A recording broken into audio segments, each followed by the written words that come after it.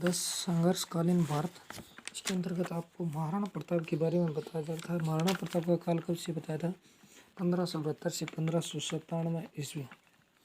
महाराणा प्रताप का जन्म 9 मई 1540 को कुंभलगढ़ दुर्ग के कटारगढ़ दुर्ग के बादल महल में हुआ।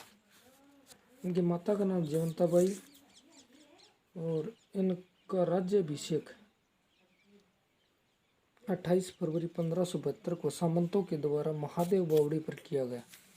1570 ईस्वी में अकबर ने नागौर का दरबार लगाया जिसमें महाराणा प्रताप को आमंत्रित किया गया, लेकिन महाराणा प्रताप ने अकबर की अधीनता स्वीकार नहीं की और उसने 4 शिष्टमंडल भेजे, जिसमें पहला शिष्टमंडल जलाल खां 1572 में भेजा, दूसरा जून 1573 मानसिंह आमेर के शासक को भेजा गया, तीसरी बार अक्टूबर 1573 ईस्वी में आमेर के राजा भगवान दास को भेजा गया, चौथी बार 1573 ईस्वी में दिसंबर 1573 में टोडरमल जो भूराजस्व मंत्री था अकबर का, उसको भेजा गया।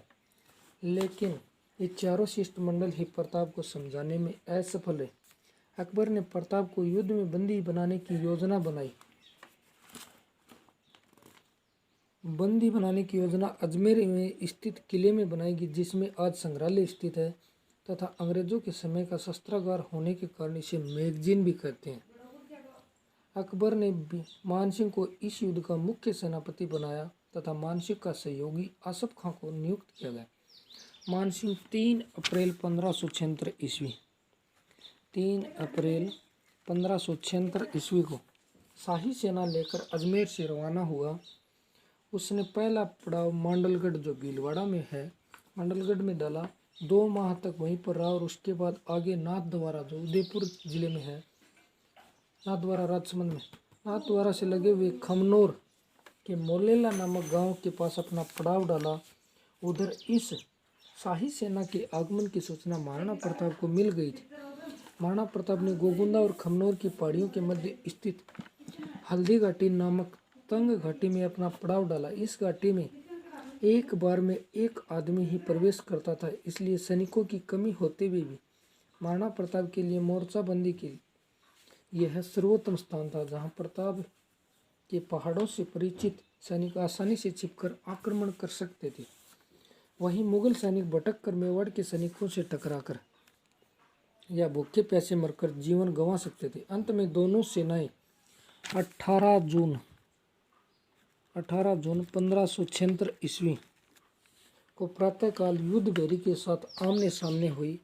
तो 18 जून 1576 ईस्वी को महाराणा प्रताप और आमेर के शासक मानसिंह जो अकबर की तरफ से लड़ रहा था, इन दोनों के बीच में हल्दी घाटी का युद्ध हुआ। राजपूतों ने मुगलों पर पहला बार इतना आक्रामक किया कि मुगल सैनिक चारों ओर जान बचाकर भागे। इस प्रथम चरण के युद्ध में हकीम खासूर का नेतृत्व सफल रहा। मुगल इतिहासकार बदायूं जो कि मुगल सेना के साथ था, वह स्वयं भी इस युद्ध में भाग खड़ा हुआ। मुगलों की आरक्षित फौज के प्रभाव में मेहतर खान ने यह झूठी अफवाह फैला दी कि बादशाह अकबर स्वयं शाही सेना लेकर आ रहे हैं। अकबर के सहयोग की यह बात सुनकर मुगल सेना की हिम्मत बंधी और वो पुनः युद्ध के लिए तैयार होकर आगे बढ़े। राजपूत भी पहले से मोर्चे में सफल होने के बाद बनास नदी के किनारे वाले मैदान, जिसे रक्तताल कहते हैं, रक्तताल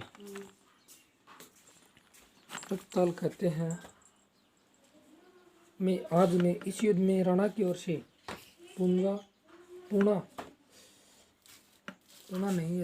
राणा की तरफ से लूणा और राम प्रसाद हाथी और मुगलों की ओर से गज मुक्ता व गजराज के मध्य युद्ध हुआ। राम प्रसाद हाथी के महावत के मारे जाने के कारण राम प्रसाद हाथी मुगलों के हाथ लग गया। राम प्रसाद हाथी अकबर के लिए बड़े महत्व का था, जिसका नाम अकबर ने बदलकर पीर प्रसाद कर दिया।